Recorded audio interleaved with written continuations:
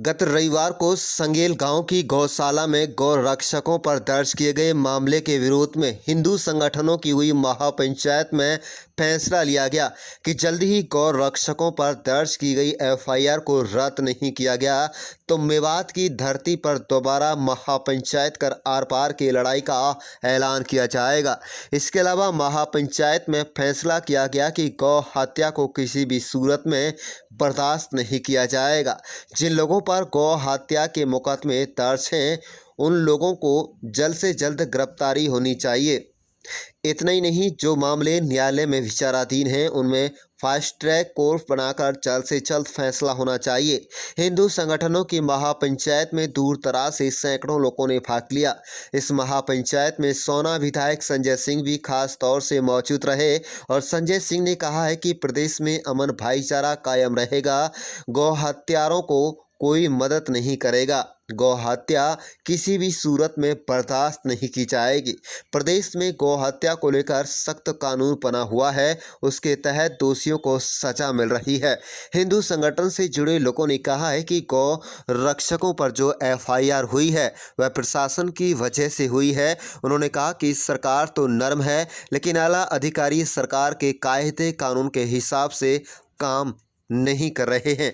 उन्होंने कहा है कि जल्द से जल्द एफआईआर रद्द होनी चाहिए। अगर ऐसा नहीं हुआ तो आर पार की लड़ाई का ऐलान भी हिंदू संगठन से जुड़े लोग कर सकते हैं। संगेल गौशाला में आयोजित महापंचायत के बाद हिंदू संगठन से जुड़े लोगों ने पत्रकारों से बातचीत के दौरान सरकार पर तो नरम तेवर दिखाए, लेकिन जिला प्रशासन के अधिकारियों को उन्होंने जमकर खरी खोटी सुनाई। इलाके में आपसी सौहार्द व भाईचारा बना रहे, इसे देखते हुए पुलिस की 5 टुकड़ियों को लगाया गया था। कुल मिलाकर संगेल गांव में हुई इस महापंचायत पर दोनों समुदाय के लोगों की नजरें टिकी हुई थी। इतना ही नहीं, पुलिस व प्रशासन के अलावा सरकार भी इस पर पूरी तरह निगरानी रख रहा था।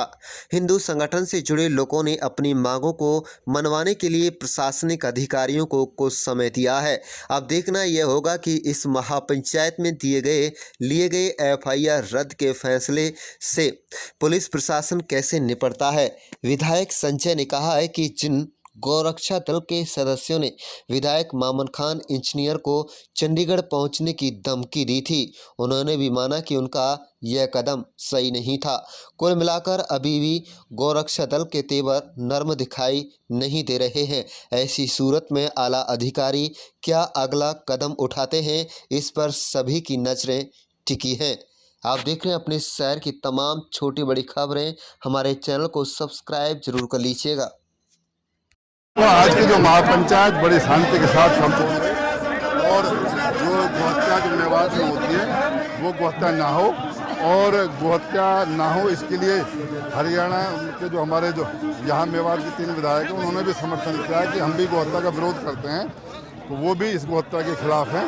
और आने वाले समय में मैं समझता हूँ गोहत्या मेवात में बंद कर दी जाएगी और इसमें मेवात के बहुत से साथियों का समर्थन है। अच्छा, आप समझते हैं कि जो विधायकों ने चेतावनी दी थी कि गौरक्षक मेवात में नहीं घुसेंगे, नहीं तो अंजाम भुगतना पड़ेगा, क्या इसको लेकर ये शक्ति प्रदर्शन था? जहाँ तक शक्ति प्रदर्शन नहीं था, ये पंचायत पहले तय कर दी गई थी।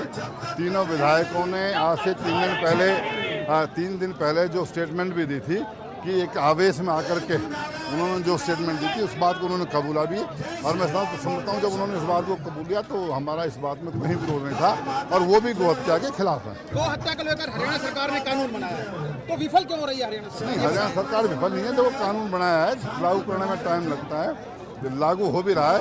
जहाँ तक 19-20 जैसे होता है सिक्योरिटी, जो गो हत्या करता हुआ जो पकड़ा जाता है उस पर 100% कानून लागू होता है। उसमें जो क्रूरल्टी एक्ट जो लगाने की बात थी, लगता था जो उसमें गो हत्या नहीं करते हुए पाए जाते थे या गो का मांस पकड़ा जाता था, लेकिन जो क्रूरल एक्ट जहाँ लगता है वो गो हत्या का एक्ट लगा करेगा। लगातार टकराव बढ़ रहा है गो रक्षकों के बीच में और गो तस्करों के बीच में। नहीं, देखो, जब कोई क्रिया होती है तो प्रतिक्रिया होती है। पूरे मेवात में सभी कोई गो हत्या करते नहीं है, सब गो तस्कर भी नहीं है। बहुत बड़ा जो समाज है वो गो हत्या के खिलाफ भी है। बनाए हैं उसके बावजूद गौ तस्करी चल रही है, गौकशी चल रही है। क्या लगता है कि मनोहर सरकार पूरी तरह फेल हुई है? देखिए, अगर कानून बनाने का काम करा तो भी वो इसी सरकार ने करा है, हम इसको फेलियर नहीं कह सकते। लेकिन जो सबसे बड़ी बात है, जो यहाँ का जो प्रशासन है जिसको कानून को इम्प्लीमेंट कराना चाहिए वो अभी फेल है। सिस्टम पर अभी भी सरकार का पूरी कमांड नहीं है और सरकार के आदेश की अभी पालना नहीं हो रही है। तो जो कानून बनाए गए हैं उसमें एक दो कमी है, वो हम सरकार को पहले भी बोल चुके हैं और अब इस पंचायत के माध्यम से भी हमने बोला है कि जो गो तस्करी में जो वाहन प्रयुक्त किए गए हैं, जिनको जब्त किया गया है, सरकार ने जो केसों में प्रयुक्त किए बांधे गए हैं, उनको बहुत जल्दी सुपुर्दारी मिल जाती है। उनको बिल्कुल सुपुर्दारी नहीं मिलनी चाहिए, वो वाहन जब्त होने चाहिए।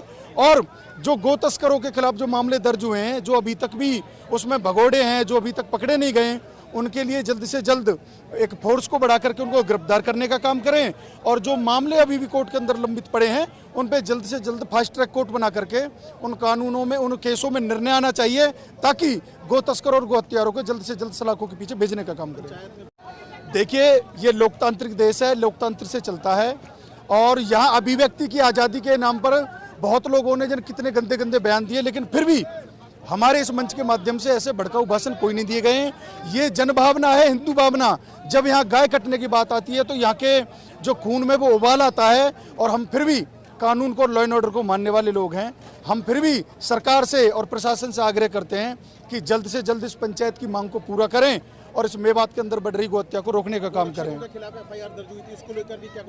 हाँ, बिल्कुल निर्णय लिया गया है।